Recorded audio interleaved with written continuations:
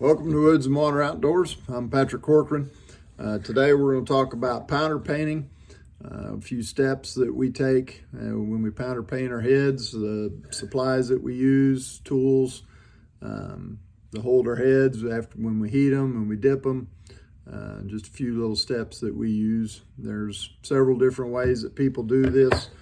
It all just kind of depends on your time and what you want to get accomplished. One thing we're going to need is a heat source. I use a heat gun. Some people use clean burners, kerosene burners, or what have you.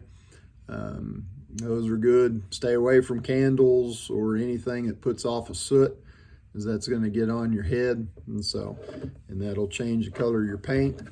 I use a long needle nose to hold my head in the heat source, bodkin to help clean the eyes out, fingernail clippers, and that's going to help clean eyes out as well.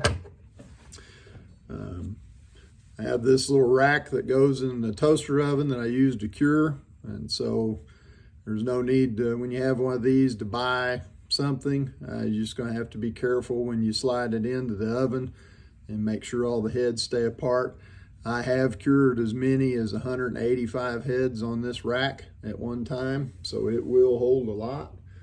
And so we'll get started. This heat gun's going to be a little loud.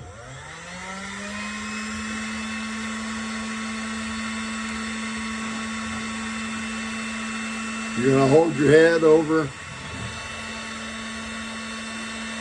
depending on the size, and this is a 1/4 ounce, so we're going to hold it in there 4 or 5 seconds. You switch it in your paint.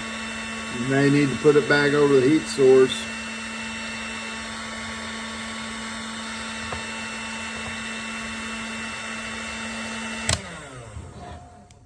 And there's your painted head. And so now, as you can see, on a bigger head, the paint doesn't necessarily stick in the eye as much as it does on smaller heads. But you still want to knock that paint off the eye. We'll let that sit for just a second. Because whenever you cure it, it will close that eye up, even if it's open after you've painted it. This particular color that we painted today is our metallic blue with a sapphire teal clear coat. And so it's what I use for my Blue Thunder jigs. So now whenever you want to clean that eye out, you're just going to pinch the eye,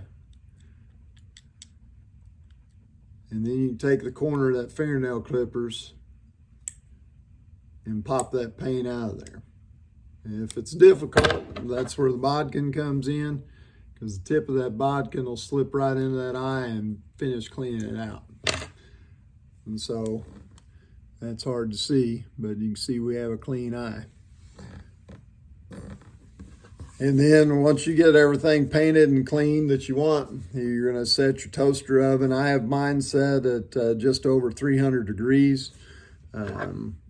I bake everything at the same temperature. A man helped me with that years and years ago.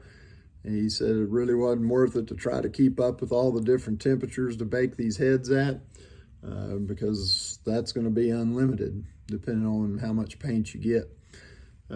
So we just go between 3 and 325 for right around 20 minutes. And so sometimes I'll even just turn off the temperature, turn off the toaster oven at about 10 minutes and just let them sit in there. And they're going to be hard enough that the fish won't knock the paint off of them.